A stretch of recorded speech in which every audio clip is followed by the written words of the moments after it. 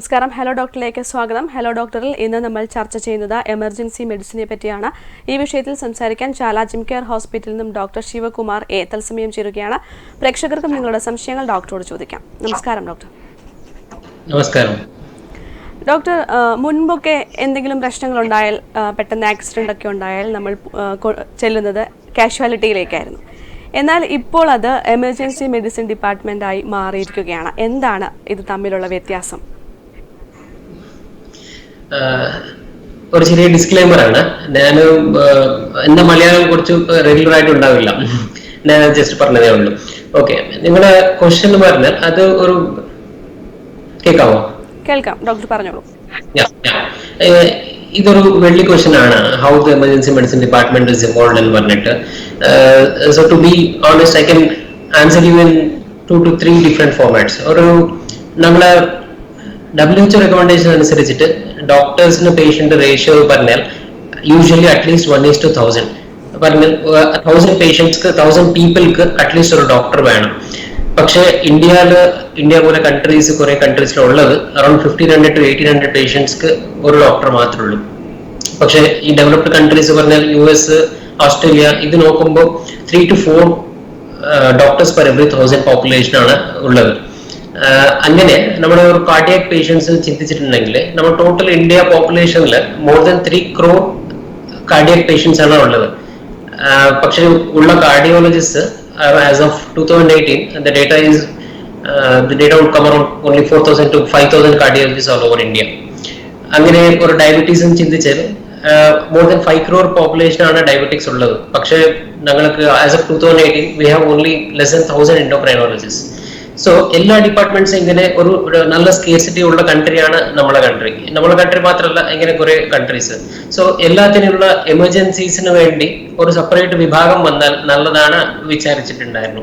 It started almost like 50 years back in countries like US and Australia. But നമ്മുടെ പോലെ കൺട്രീസിൽ at least 10 to 15 years ആയിട്ട് കുറച്ച് strict ആയിട്ട് തുടങ്ങിയിട്ടുണ്ട്. ആൻഡ് MC റെക്കഗ്നീഷൻ എല്ലാം കിട്ടിയിട്ട് ഒരു 6 years ആയിട്ടുണ്ട്. Almost like DNB and MD രണ്ടും എമർജൻസി മെഡിസിൻ തുടങ്ങിയിട്ടുണ്ടായിരുന്നു. സോ ഈ ഡിഫറൻസ് പറഞ്ഞാൽ എന്തിനാ ഇതിന്റെ ആവശ്യകത ഇങ്ങനെ ഓൾറെഡി ഒരു ഫോർമാറ്റിൽ ഞാൻ പറഞ്ഞിട്ടുണ്ട്. സെക്കൻഡ് തിങ്, നമ്മുടെ if you go back to the history, ancient 800 BC ആ ടൈമിൽ ഈ സുശ്രുത ഇല്ലെങ്കിൽ ഹിപ്പോക്രട്സ് ഇവരെല്ലാവരും ചെയ്യുന്നത് ഓൺലി ഡോക്ടർ ആണെങ്കിൽ ഡോക്ടർ, ഇല്ലെങ്കിൽ അതായത് സർജൻ ആണോ ഗൈനക്കോളജിസ്റ്റ് ആണോ അങ്ങനെ വ്യത്യാസങ്ങളൊന്നുമില്ല. പക്ഷെ as a time evolved, more advancements came into the science and more complications, more treatment modalities were developed. To counter these things, ഇപ്പൊ ഞങ്ങള് എമർജൻസി മെഡിസിന്റെ പോലെ ഒരു ഡിപ്പാർട്ട്മെന്റ് ഉണ്ടെങ്കിൽ എല്ലാ ഡിപ്പാർട്ട്മെന്റ്സിലും എമർജൻസി ഒരു first 5 minutes of critical period of every once life, ഏത് patient ആണെങ്കിലും ഇപ്പൊ ഒരു മനുഷ്യന് ഏറ്റവും ബാഡ് ഫേസ് പറഞ്ഞാൽ ആ near death period, near fatal period ഉണ്ടാവല്ലോ, ആ പേഷ്യന്റിന് അതിന് എത്തിക്കാൻ വേണ്ടിയാണ് എമർജൻസി മെഡിസിൻ ഡിപ്പാർട്ട്മെന്റിന്റെ ഇമ്പോർട്ടൻസ് ഉള്ളത്. I think I made it clear. Same അങ്ങനെ ഇപ്പൊ ബാറ്റിൽ ഫീൽഡിൽ പോയിട്ടുണ്ടെങ്കിൽ ഒരേ ഡോക്ടർ ഒരു പേഷ്യന്റിന് ഹാർട്ട് അറ്റാക്ക് വന്നിട്ടുണ്ടെങ്കിൽ സെയിം ഡോക്ടർ കാണും, ഒരു പേഷ്യന്റ് കാർഡിയാക് അറസ്റ്റ് ഉണ്ടെങ്കിൽ ആ ഡോക്ടർ തന്നെ കാണും, ഒരു സർജൻ ആ ഡോക്ടർ തന്നെ, ഓർത്തോപെഡീഷ്യൻ ആ ഡോക്ടർ തന്നെ. സോ ഞാൻ പറയുന്ന റീസണ് ഇന്ത്യ പോലെ കൺട്രിക്ക് ഉറപ്പായിട്ട് എമർജൻസി മെഡിസിൻ പോലെ ബ്രാഞ്ച് വേണം. അങ്ങനെ എവല്യൂഷനിൽ വന്നതാണ് ഈ എമർജൻസി മെഡിസിൻ ഡിപ്പാർട്ട്മെന്റ്. ആൻഡ് ഇപ്പം government of India has strict regulations to format every other organisation to have emergency medicine department as an official body. ഈ എമർജൻസി മെഡിസിനിൽ ഏതൊക്കെ വിഭാഗത്തിലുള്ള ഏതൊക്കെ സെക്ഷനിലുള്ള ഡോക്ടേഴ്സ് ആണ് ഉണ്ടാവുക ഡോക്ടർ? എമർജൻസി മെഡിസിൻ തന്നെ ഒരു സെപ്പറേറ്റ് വിഭാഗമാണ്. എമർജൻസി മെഡിസിൻ ഇതിനകത്ത് എമർജൻസി മെഡിസിൻ എന്ന പേര് വന്നതേ ഉള്ളൂ. പക്ഷെ surgical emergencies, gynaecological emergencies, paediatric emergencies, പിള്ളേരിന് എന്തായാലും മേലെ ഒരു 10 feet ഹൈറ്റിന് വീണിട്ടുണ്ട്, ആ പേഷ്യന്റ് ഇനീഷ്യൽ ആയിട്ട് തലച്ചോറിൽ ബ്ലീഡിങ് ആയിട്ടുണ്ടോ, തലന്റെ ഉള്ളിലോ കൂടുതലായിട്ട് എന്താ പറയാ ഒരു സ്വെല്ലിങ്ങോ ഇല്ലങ്ങനെ ഈ തലയിലെ പ്രഷർ കൂടുതലായിട്ടുണ്ടെങ്കിൽ കൊടുക്കാനുള്ള initial treatment emergency medicine department തുടങ്ങും. അത് കഴിഞ്ഞിട്ട് ബേസിക് ഇൻവെസ്റ്റിഗേഷൻസ് ലൈക്ക് CT സ്കാനോ ഇല്ലെങ്കിൽ MRI കണ്ടീഷൻ അനുസരിച്ചിട്ട് ചെയ്തിട്ട് ശേഷമാണ് ഞങ്ങൾ പിന്നെ നെക്സ്റ്റ് സ്റ്റെപ്പ് യൂഷ്വലി പോകാറുണ്ടായിരുന്നു. ഇപ്പോൾ ആ നെക്സ്റ്റ് സ്റ്റെപ്പ് എവിടെ പോകണം, അത് ന്യൂറോ സർജന് പോകണോ ഇല്ലെങ്കിൽ പീഡിയാട്രീഷ്യന് പോകണോ, ആ കേസ് അനുസരിച്ചിട്ട് ഡിസൈഡ് ചെയ്യുന്ന ആളാണ് എമർജൻസി മെഡിസിൻ ഡോക്ടേഴ്സ്. ഡോക്ടർ ഏതൊക്കെ അവസ്ഥയിലുള്ള അല്ലെങ്കിൽ ഏതൊക്കെ തരത്തിലുള്ള കേസുകളാണ് പ്രധാനമായിട്ടും ഈ എമർജൻസി മെഡിസിൻ വിഭാഗത്തിൽ ഇപ്പോൾ വന്നുകൊണ്ടിരിക്കുന്നത്? ഐ തിങ്ക് ഇപ്പോൾ നിങ്ങൾ കോവിഡ് സിറ്റുവേഷൻ ആയിട്ട് പറഞ്ഞതാണോ എനിക്കറിയത്തില്ല. ഈ കോവിഡ് പറഞ്ഞാൽ എല്ലാവർക്കും ഉള്ള പേടി ഞങ്ങൾക്ക് ഉണ്ട് ഒബിയസ്ലി. കാരണം ഇപ്പോ ഭയങ്കരമായിട്ട് സ്പ്രെഡ് ആയിക്കൊണ്ടിരിക്കുകയാണ് കോവിഡ്. ആര് വന്നാലും അവർക്ക് കോവിഡ് ഉണ്ടോ എന്ന് ഡൗട്ട് ഉണ്ടാവുന്ന ഒരു സാഹചര്യമാണ്. അപ്പോൾ എങ്ങനെയാണ് ഹാൻഡിൽ ചെയ്യുക ഈ പുറത്തുനിന്ന് വരുന്ന ആളുകളെ ഒക്കെ ഈ ഒരു എമർജൻസി വിഭാഗത്തില്? ഇതൊരു നല്ല ക്വസ്റ്റ്യൻ ആണ്. ആക്ച്വലി എമർജൻസി മെഡിസിൻ ഡിപ്പാർട്ട്മെന്റിൽ മെയിൻ സ്ട്രക്ചറിൽ തന്നെ ട്രയാജ് എന്നൊരു വിഭാഗമുണ്ട്. ട്രയാജ് പറഞ്ഞാൽ പേഷ്യന്റ് ഫസ്റ്റ് വരുമ്പോൾ തന്നെ ആംബുലൻസിൽ എത്തിച്ചിട്ട് പേഷ്യന്റ് എത്ര സീരിയസ്നെസ് ആണോ ഉള്ളത്, പേഷ്യന്റ് ഇപ്പോൾ കൊലാപ്സ് ആവുന്ന പേഷ്യന്റ് ആണോ ഇല്ലെങ്കിൽ കുറച്ച് സമയം വെയിറ്റ് ആവാനുണ്ടോ, അങ്ങനെ ഡിസൈഡ് ചെയ്യുന്നത്. പേഷ്യന്റ് BP ഒട്ടും ഇല്ല, ഇല്ലെങ്കിൽ BP ഭയങ്കര കൂടുതലാണ്, ഇങ്ങനെ ക്രിട്ടിക്കൽ പേഷ്യൻസ് എല്ലാവരും പ്രയോറിറ്റി 1 പേഷ്യൻസ് ഇല്ലെങ്കിൽ റെഡ് പേഷ്യൻസിന് നമ്മുടെ പേര് പറയും. അത് കഴിഞ്ഞിട്ട് കുറച്ച് വെയിറ്റ് ചെയ്യാനുള്ള പേഷ്യന്റ്, ചെറിയ പനിയായിട്ട് വന്നിട്ടുണ്ട്, ഈ പേഷ്യന്റ് ഇപ്പൊ തന്നെ ഒരു ഇന്റർവെൻഷനോ അത്ര അർജൻസി ആയിട്ട് വേണ്ട, അങ്ങനെ പേഷ്യൻസ് യൂഷ്വലി അരമണിക്കൂറിലോ കാണാൻ വേണ്ടി നമ്മുടെ ട്രയൽ സിസ്റ്റം പറയും. സോ ഒരേ hospitals different triage systems follow ആവാറുണ്ട്. നമ്മുടെ ഇപ്പോൾ യൂഷ്വലി പ്രയോറിറ്റി 1, 2, 3 ഇപ്പൊ ഞാൻ പറഞ്ഞ പോലെ ഏറ്റവും ഇമ്പോർട്ടന്റ് ഇപ്പൊ നമ്മൾ ആക്ട് ചെയ്തില്ലാണെങ്കിൽ പേഷ്യന്റ് അങ്ങനെ തിരിച്ച് കിട്ടത്തില്ല. അങ്ങനെ പേഷ്യന്റ് ആണ് priority 1 patient, triage priority 1 patient എന്ന് പറയും. ഇങ്ങനെ ട്രയാജ് ചെയ്യുന്ന ആള് ഒരു ഡോക്ടറും ഒരു നഴ്സ്, എമർജൻസി നഴ്സിംഗ് പറഞ്ഞിട്ട് ഒരു സെപ്പറേറ്റ് കോഴ്സും ഉണ്ട്. അങ്ങനെ ഈ ട്രയൽ ചെയ്തിട്ട് ശേഷം ഞങ്ങൾ ഡിസൈഡ് ചെയ്യും പേഷ്യന്റ് എവിടെ എടുക്കണം. ഈ റെഡ് ഏരിയ എന്ന് പറഞ്ഞാൽ ഇപ്പൊ തന്നെ പേഷ്യന്റ് കൊലാപ്സ് ആവുന്ന പേഷ്യൻസ്, ഈ പേഷ്യൻസ് നമ്മൾ ഫാസ്റ്റ് ആയിട്ട് ആക്ട് ചെയ്യേണ്ടി വരും. BPക്ക് വേണ്ടി മരുന്ന് കൊടുക്കേണ്ടി വരും, ഫ്ലൂയിഡ് കൊടുക്കേണ്ടി വരും, അങ്ങനെ ഓക്സിജൻ കൊടുക്കേണ്ടി വരും. ഇങ്ങനത്തെ കണ്ടീഷൻസിലുള്ളതാണ് ഈ റെഡ് ഏരിയ എന്ന് പറയുന്നത്. സോ ഈ ട്രയൽ ചെയ്യുന്ന ആൾ തന്നെ പേഷ്യന്റിന് പനിയുണ്ടോ ഇല്ലെങ്കിൽ ചുമ, തൊണ്ടവേദന, ഇങ്ങനെ ഇപ്പോൾ കോവിഡിന്റെ സിറ്റുവേഷൻ അനുസരിച്ചിട്ട് എന്തെങ്കിലും സിംറ്റംസ് ഉണ്ടോ, അത് നമ്മൾ അനുസരിച്ചിട്ട് ഞങ്ങൾ ഡിസൈഡ് ചെയ്യും പേഷ്യന്റ് നമ്മുടെ നെഗറ്റീവ് പ്രഷർ ഐസൊലേഷൻ റൂമിൽ എടുക്കണോ ഇല്ലെങ്കിൽ നോർമൽ റെഗുലർ പേഷ്യൻസിനെ കൂടിയിട്ട് ഇരിക്കണോ. ഡോക്ടർ നമുക്കൊരു കോൾ വന്നിട്ടുണ്ട്. ഹലോ ഇത് ശബാനിയാണ് പയ്യങ്ങാടിയാണ്. ഓക്കെ, ഡോക്ടറോട് ചോദിച്ചോളൂ. ഹലോ, നമ്മള് എത്ര മണിക്കൂർ കൊണ്ടല്ലേ എത്രയും പെട്ടെന്ന് എങ്ങനെയാണ് അതിന്റെ അവിടെ കറക്റ്റായിട്ടുള്ള ചികിത്സ എന്ന് പറയുന്നത്, അതോ നമ്മളെന്തെങ്കിലും ചെയ്യുന്നതോ പെട്ടെന്ന് തന്നെ ഹോസ്പിറ്റലിൽ എത്തിക്കണോന്ന് അറിയാനായിരുന്നു. ഡോക്ടർ സബാന ചോദിച്ചത് പാമ്പ് കടിച്ചിട്ടുണ്ടെങ്കിൽ എത്ര മണിക്കൂറിനുള്ളിൽ ഹോസ്പിറ്റലിലേക്ക് എത്തിക്കണമെന്നാണ് ചോദിക്കുന്നത്. ഒരു നല്ല ക്വസ്റ്റ്യൻ ആണ്. ആൻഡ് ഈ സ്നേക്ക് ബൈറ്റ്സ്, ടോക്സിൻസ്, പോയിസണിങ് ഇതെല്ലാം എമർജൻസി മെഡിസിൻ്റെ വിഭാഗം തന്നെയാണ്. ഈ സ്നേക്ക് ബൈറ്റ് ഉള്ള പേഷ്യന്റ് നമ്മൾ എത്ര പെട്ടെന്ന് ആന്റി സ്നേക്ക് വീനം തുടങ്ങിയിട്ടുണ്ടെങ്കിൽ അത് ഞങ്ങൾക്ക് റെസ്പോൺസ് അത്രയും നല്ലതായിട്ട് കിട്ടാൻ സാധ്യതയുണ്ട്. ഇപ്പൊ യൂഷ്വലി ഈ സ്നേക്ക് ബൈറ്റ് എന്ന് പറയുമ്പോൾ 2 ടോക്സിക് സ്നേക്ക് ബൈറ്റ്സ് ആണ് ഉള്ളത്. യൂഷ്വലി കോമൺ ആയിട്ട് ഞങ്ങൾക്ക് കണ്ണൂരും ഈ വയനാട് ഈ ഏരിയാസിൽ കാണാറുള്ളത് ഒരു വൈപ്പർ അണലാണ് പറയൂല്ലേ, അതും പിന്നെ വെല്ലുകട്ടൻ ക്രൈറ്റും. ഒരു സ്നേക്ക് വന്നിട്ട് ബ്ലഡ് ടോക്സിൻ ആണ്, ഹീമോടോക്സിക് എന്ന് പറയും. ഹീമോടോക്സിക് പറഞ്ഞാൽ പേഷ്യന്റ് ക്ലോട്ട്സ് ഫോം ചെയ്യാൻ പറ്റില്ലാത്ത സ്ഥിതി വരും. അപ്പോൾ പേഷ്യന്റിന് ബ്ലീഡിങ് കൂടുതലായിട്ട് വരും, എല്ലാ സ്ഥലത്തിനും ബ്ലീഡിങ് ഉണ്ടാവും, ഇന്റർണൽ ആയിട്ട് ബ്ലീഡിങ് ഉണ്ടാവും, BP കുറഞ്ഞു പോകും, മൂത്രത്തിൽ ബ്ലീഡിങ് ഉണ്ടാവും, വയറ്റിന് ബ്ലീഡിങ് ഉണ്ടാവും, അങ്ങനെ എല്ലാ ഓർഗൻസിലും ബ്ലീഡിങ് വരാൻ സാധ്യതയുണ്ട്. സോ അത് കൗണ്ടർ ചെയ്യാൻ വേണ്ടി ഏറ്റവും പെട്ടെന്ന് നമ്മുടെ സസ്പീഷൻ ഉറപ്പായിട്ടുണ്ടെങ്കിൽ നമ്മുടെ ആന്റി സ്നേക്ക് വീനം ASV എന്ന സാധനം ഉണ്ടാവും, ആന്റി സ്നേക്ക് വീനം കൊടുക്കേണ്ടി വരും. ആ ടൈം ലിമിറ്റ് പറഞ്ഞാൽ within as soon as possible, as soon as the symptoms started നമ്മൾ കൊടുക്കണം. എത്ര ഫസ്റ്റ് മിനിറ്റ് തന്നെ കൊടുത്താൽ ഇനി നല്ലത്. വിത്തിൻ ഹാഫ് ആൻ അവർ ആണെങ്കിൽ എഫക്ട് കുറച്ച് കുറയും, 2 hours കഴിഞ്ഞിട്ടാണെങ്കിൽ എഫക്ട്സ് ഇനി കുറയും. അങ്ങനെ we will have to give it as soon as possible. Doctor നമുക്കൊരു കോൾ കൂടി വന്നിട്ടുണ്ട്. ഹലോ ഹലോ, ആരാണ് സംസാരിക്കുന്നത്?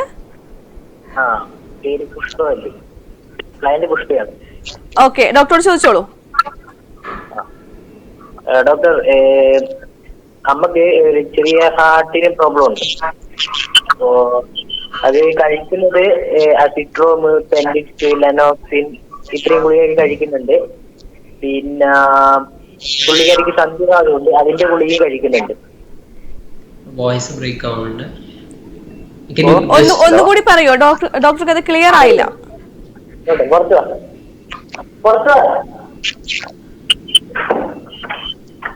ഹലോ ഹലോ, ഒന്നുകൂടി പറയൂ, ചോദ്യം എന്താണെന്ന് ഡോക്ടർക്ക് അത് ക്ലിയർ ആയിട്ടില്ല. ഡോക്ടർ, ഹാർട്ടിന് ഇപ്പം ഹാർട്ടിന് അസുഖമുണ്ട്, ചെറിയ ചുരുക്കമുണ്ട്. ആ കഴിക്കുന്ന ഗുളികകളുടെ പേരൊന്ന് ക്ലിയർ ആയിട്ട് പറയോ? ഗുളികയുടെ പേര് അസിട്രോം 2 and 3 mg, പിന്നെ ലെനോക്സിൻ, പിന്നെ പെൻഡിറ്റ്സ്,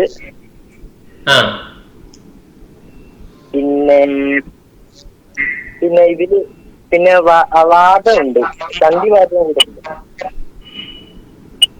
ഓക്കെ, ഇപ്പൊ എന്താണ് ഡൗട്ട് ഉള്ളത്? എന്താണ് ഡോക്ടറോട് എന്താണ് ചോദിക്കാനുള്ളത്? അത് ഇടക്ക് കണ്ണൊക്കെ ഇറങ്ങിയിട്ടല്ല, കണ്ണ് രാവിലെ എഴുന്നേക്കുമ്പോ കണ്ണൊക്കെ ഇറങ്ങി വരുന്നുണ്ട്, തല വിങ്ങുന്നുണ്ട്. അമ്മ പറഞ്ഞു ഹലോ സാർ, തല വിങ്ങുന്നുണ്ട്. ഇപ്പൊ തല രാത്രിയാകുമ്പോ കിടക്കുമ്പോ വിങ്ങുവാ തല. തലയ്ക്കുള്ളിൽ വേദനയാണോ? വേദനയില്ല, വിങ്ങുവാ. തലയ്ക്കുള്ളിൽ സ്വെല്ലിംഗ് ഉണ്ടെന്നാണ് പറയുന്നത്. എനിക്ക് മനസ്സിലാവുന്ന ഞാൻ പറയാം. ഇപ്പൊ പേഷ്യന്റ്ക്ക് ഉള്ളത് പ്രോബബ്ലി റുമാറ്റിക് ഹാർട്ട് ഡിസീസ് എന്ന് പറയും. അത് ചെറുപ്പം മുതൽ പേഷ്യന്റ്ക്ക് ഹാർട്ടിന് അസുഖം ഉള്ളതാണ്. അതുകൊണ്ടാണ് വാൽവിന്റെ പ്രൊട്ടക്ഷന് വേണ്ടിയും ഇൻഫെക്ഷൻ ആവാതിരിക്കാൻ വേണ്ടി പെൻറ്റിറ്റ്സും പറയുന്നത്. ആൻഡ് ഹാർട്ടിന് കോൺട്രാക്ടിലിറ്റി ഇംപ്രൂവ് ചെയ്യാൻ വേണ്ടി, ഹാർട്ടിന് പമ്പിംഗ് കപ്പാസിറ്റി ഇംപ്രൂവ് ചെയ്യാൻ വേണ്ടി ആ ലിനോക്സിൻ എന്ന ടാബ്ലറ്റ് പറഞ്ഞത്. ഈ യൂഷ്വലി ഈ ലിനാക്സിൻ എന്ന ടാബ്ലറ്റ് തെറാപ്റ്റിക് ഇൻഡെക്സ് കുറവാണ്. സോ ലിനോക്സിന് പിന്നെ അസിട്രോൺ പറഞ്ഞാൽ ബ്ലഡ് തിന്ന് ചെയ്യാൻ വേണ്ടി കൊടുക്കുന്ന മരുന്നാണ്. ഈ തലക്ക് വിങ്കിൾ എന്ന് പറയുന്നത് ഒരു ചെറിയ കംപ്ലൈന്റ് ആയിരിക്കും, ഏറ്റവും കുറച്ച് കോംപ്ലിക്കേറ്റഡ് പ്രശ്നം ആവാൻ സാധ്യതയുണ്ട്. ഇങ്ങനെ കാണുമ്പോൾ കളർ വ്യത്യാസം എന്തായാലും തോന്നുന്നുണ്ടോ? എന്നാലും ബ്ലൂ കളർ കാണാൻ വേണ്ടി ബുദ്ധിമുട്ടും, അങ്ങനെ ഗ്രീൻ കളർ കാണാൻ വേണ്ടി ബുദ്ധിമുട്ടും, അങ്ങനെ ബ്ലൂ ഗ്രീൻ ഡിഫറൻസിയേഷൻ ബുദ്ധിമുട്ട് അങ്ങനെ എപ്പോഴെങ്കിലും തോന്നുന്നുണ്ടായിരുന്നോ?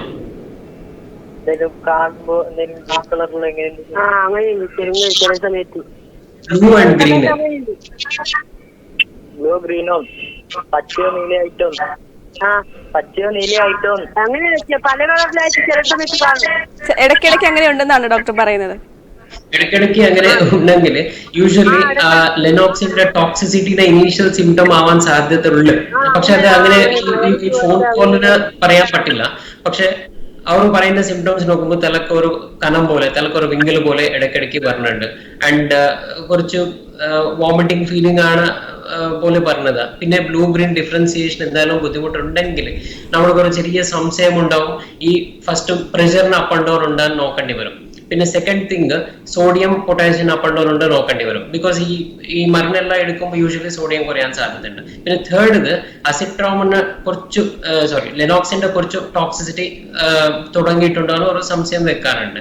ഈ മൾട്ടിപ്പിൾ മെഡിക്കേഷൻസ് എടുക്കുമ്പോൾ എപ്പോഴും ഒരു ഡ്രഗ് ഇന്നൊരു ഡ്രഗിന് ഇന്ററാക്ഷൻ എന്ന് പറയും, ഡ്രഗ് ഇന്ററാക്ഷൻസ് എന്ന് പറയും. രണ്ട് ഡ്രഗ്സ് എടുക്കുമ്പോൾ ഒരു ഡ്രഗിന് എക്സ്ക്രീഷനും ഇന്നൊരു ഡ്രഗ് കൂട്ടാനും കുറയ്ക്കാനും സാധ്യത ഉണ്ടാവും. സോ എപ്പോഴെങ്കിലും ലെനോക്സിൻ ലെവൽസ് ബോഡിയിലോ കൂട്ടുന്നുണ്ടെങ്കിൽ ഇങ്ങനെ തലക്ക് കനം, ബോഡിയിൽ വോമിറ്റിംഗ്, ഡയറിയ ഇങ്ങനെ ഇനീഷ്യൽ സ്റ്റേജിൽ വരാൻ സാധ്യതയുണ്ട്.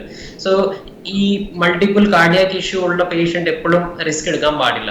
ഇങ്ങനെ എപ്പോഴെങ്കിലും കുറച്ച് കൂടുതലായിട്ട് സിംറ്റംസ് തോന്നുന്നുണ്ട്, ഉറപ്പായിട്ടുള്ള ബ്ലൂ ഗ്രീൻ ഡിഫറൻസ് ഉണ്ടെങ്കിൽ എമർജൻസിയിലും ഇല്ലെങ്കിൽ കാർഡിയോളജി ഡോക്ടറിന് കാണിച്ചാൽ നല്ലത്. ഓക്കെ പുഷ്പവല്ലി ഡോക്ടർ, ഈ ഒരു കോവിഡിൻ്റെ സിറ്റുവേഷനിലുള്ള കാര്യങ്ങളെ പറ്റി അല്പസമയം മുൻപ് പറഞ്ഞു. നോർമൽ സമയത്ത് ഈ ഒരു പ്രശ്നങ്ങളൊന്നും ഇല്ലാതിരുന്ന സമയത്ത് എമർജൻസി മെഡിസിനിൽ കാര്യങ്ങൾ ഹാൻഡിൽ ചെയ്തുകൊണ്ടിരുന്നതും ഇപ്പോഴത്തെ ഒരു സാഹചര്യത്തിൽ ഹാൻഡിൽ ചെയ്യുന്നതും തമ്മിലുള്ള ഡിഫറൻസ് എന്താണ് ഡോക്ടർ?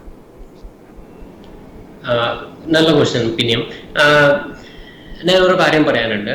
ഇന്ത്യയിൽ ഇപ്പൊ ഞാൻ പറയുന്ന പോകുന്ന ടോപ്പിക്കിന് ഒരു വലിയ സ്റ്റഡീസ് ഒന്നുമില്ല. പക്ഷേ American college of cardiology, journal of American college of cardiology publish ചെയ്യുന്ന ആർട്ടിക്കിൾസിൽ ഈ ലാസ്റ്റ് 2-3 months തുടങ്ങിയിട്ട് കാർഡിയോളജി ഫുട്ഫോൾ, ഐ മീൻ ഇപ്പോൾ ഹാർട്ടിന് അസുഖം കൊണ്ടിട്ട് മുമ്പ് ഒരു 100 പേഷ്യൻസ് പറഞ്ഞിട്ടുണ്ടെങ്കിൽ ഇപ്പോൾ ഓൾമോസ്റ്റ് ലൈക്ക് 60 to 70 പേഷ്യൻസ് മാത്രമേ പറഞ്ഞുള്ളൂ. The reduction in footfall is as high as 38% as per the American study.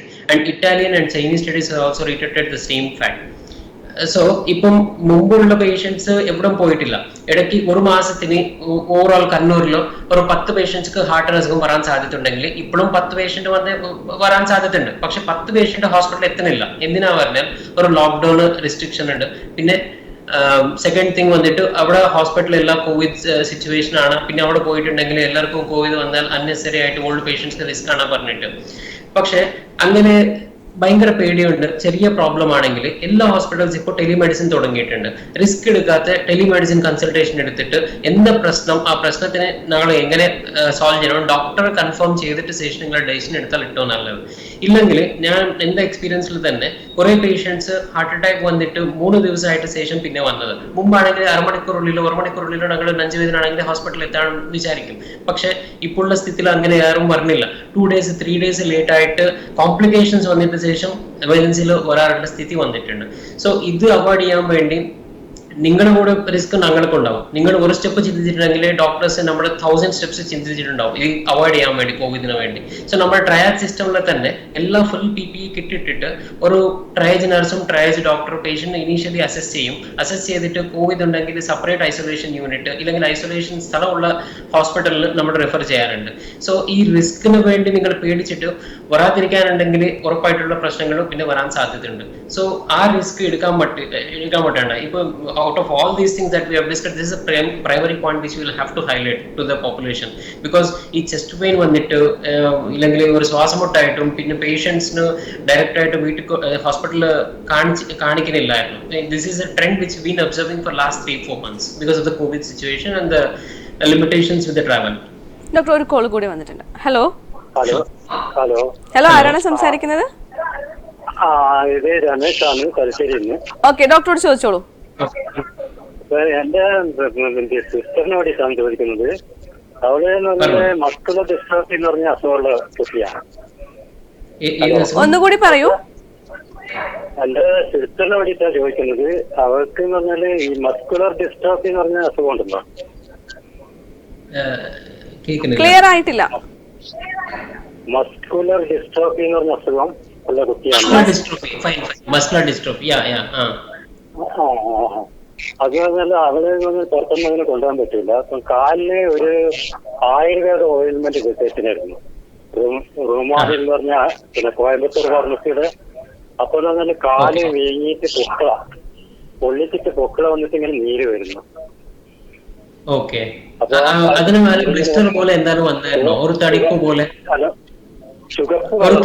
ബ്ലിസ്റ്ററോ അങ്ങനെ ഉണ്ടായിരുന്നോ കാലിന് മേലെ? അൾസറോ?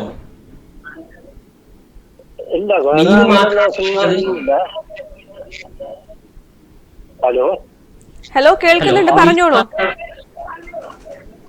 ഇല്ല, ഇവിടെ എമർജൻസി അത്യാവശ്യ കാര്യത്തിനെ കൊണ്ടുപോകും. അങ്ങനെ കൊണ്ടുപോകാൻ വിഷമാണ്.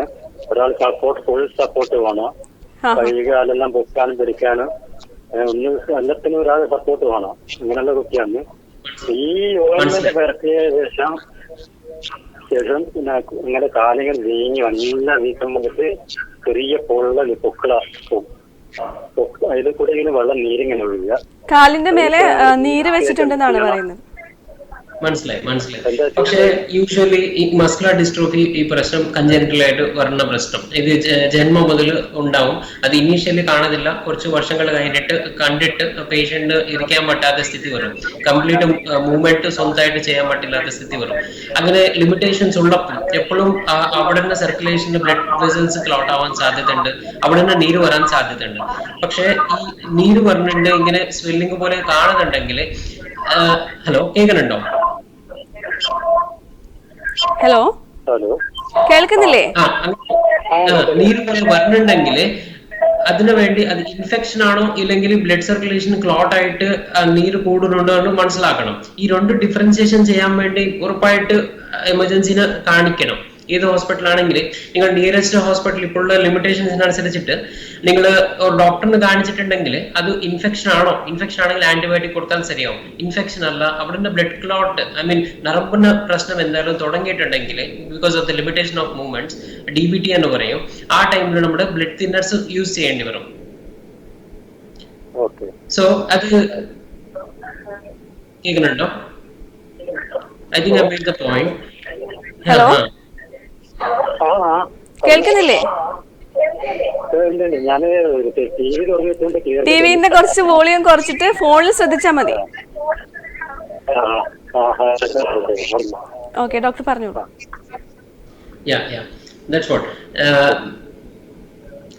ഇൻഫെക്ഷൻ ആണോ ഇല്ലെങ്കിൽ വീൻ ത്രോംബോസിസ് ആയിട്ട് അവിടെ നിന്ന് നീര് വരുന്നതാണോ ഡിസൈഡ് ചെയ്യേണ്ടി വരും. അത് ചെയ്യാറുണ്ടെങ്കിൽ ഒരു ബെഡ് സൈഡ് അൾട്രാസൗണ്ട് ചെയ്താൽ ഞങ്ങൾക്ക് മനസ്സിലാവും. ആ ബെഡ് സൈഡ് അൾട്രാസൗണ്ട് ചെയ്യാറുണ്ടെങ്കിൽ ഒരു നിയർ ബൈ എമർജൻസി എന്തെങ്കിലും ആയിട്ട് ഓയിൽമെന്റ് കെട്ടിക്കഴിഞ്ഞാല് പെട്ടെന്നൊന്നും പിടിക്കില്ല, അലർജി പോലെയാണ്.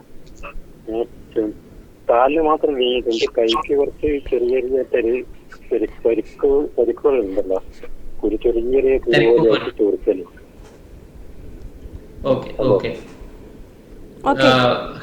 ബ്രേക്ക് ആവുന്നുണ്ട്. But what ever I have understood, അവിടുന്ന് നീര് വന്നു, അവിടുന്ന് തരിപ്പും കാര്യങ്ങൾ വന്നിട്ടുണ്ടെന്ന് പറയുന്നുണ്ടായിരുന്നു. സോ ഞാൻ പ്രോബബിൾ റീസൺസ് ഞാൻ പറയാനുള്ളത്, ആ കണ്ടീഷൻക്ക് ആ സ്ഥലത്തിന് ആ സബ്ക്യൂട്ടേനിയസ് ടിഷ്യൂടെ ഇൻഫെക്ഷൻ ആവാൻ സാധ്യതയുണ്ട്, ഇല്ലെങ്കിൽ അവിടെ ബ്ലഡ് സർക്കുലേഷൻ ക്ലോട്ട് ആയിട്ട് അവിടെ നീര് വരാൻ സാധ്യതയുണ്ട്. അത് എന്താണ് മനസ്സിലാവണമെങ്കിൽ ഡയറക്റ്റ് ആയിട്ട് കാണിക്കേണ്ടി വരും. ബിക്കോസ് അത് ഓയിന്റ്മെന്റ് ഉണ്ടെങ്കിൽ ഓൾറെഡി മാറിയിട്ടില്ല. There is no point waiting more.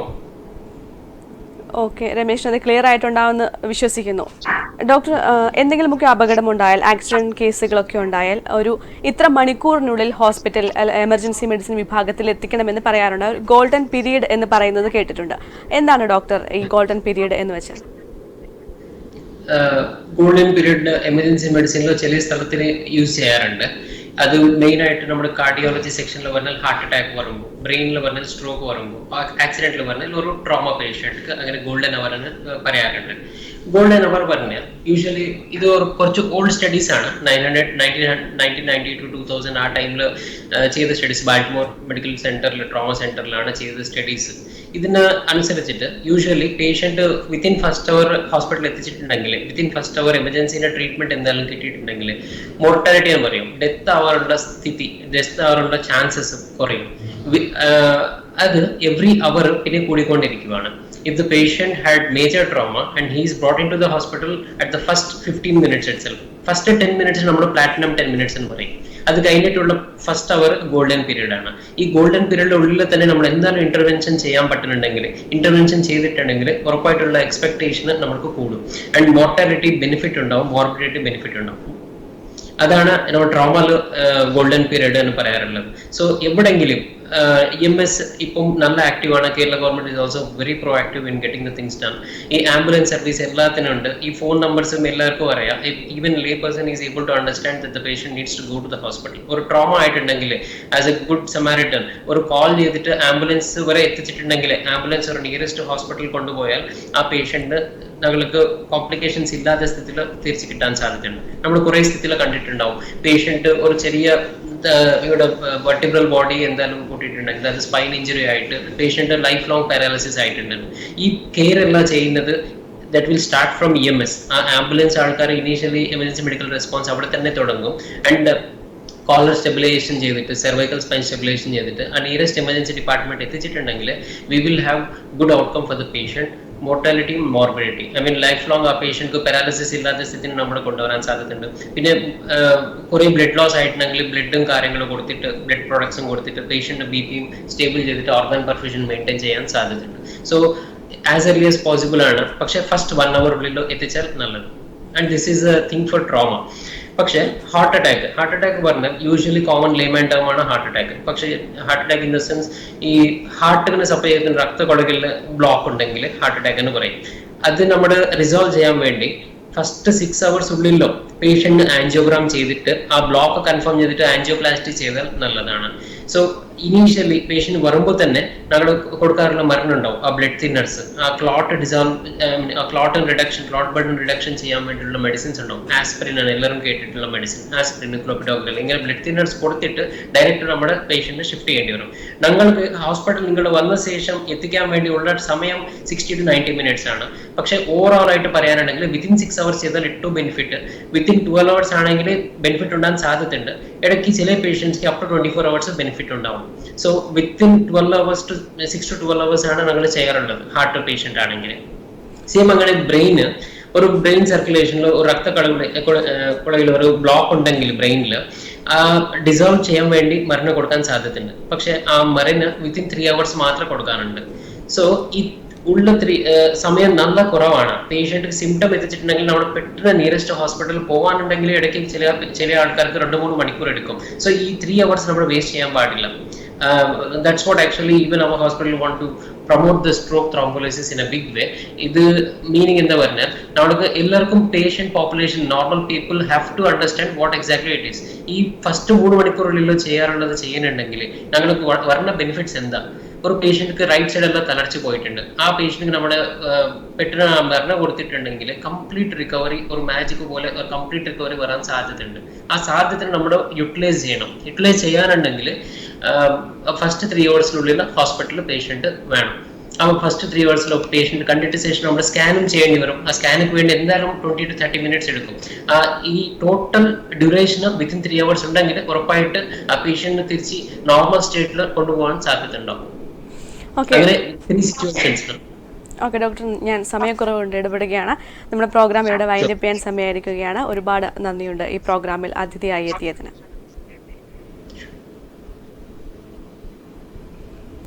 Hello ഡോക്ടറിൽ ഇന്ന് നമ്മൾ ചർച്ച ചെയ്യുന്നത് എമർജൻസി മെഡിസിൻ വിഭാഗത്തെ പറ്റിയാണ്. ഈ വിഷയത്തിൽ സംസാരിച്ചത് ചാലാജിൻ കെയർ ഹോസ്പിറ്റലിൽ നിന്നും ഡോക്ടർ എ ശിവകുമാറാണ്. ഹലോ ഡോക്ടർ, ഇന്നത്തെ എപ്പിസോഡ് ഇവിടെ പൂർണ്ണമാവുകയാണ്. വീണ്ടും കാണാം. നമസ്കാരം.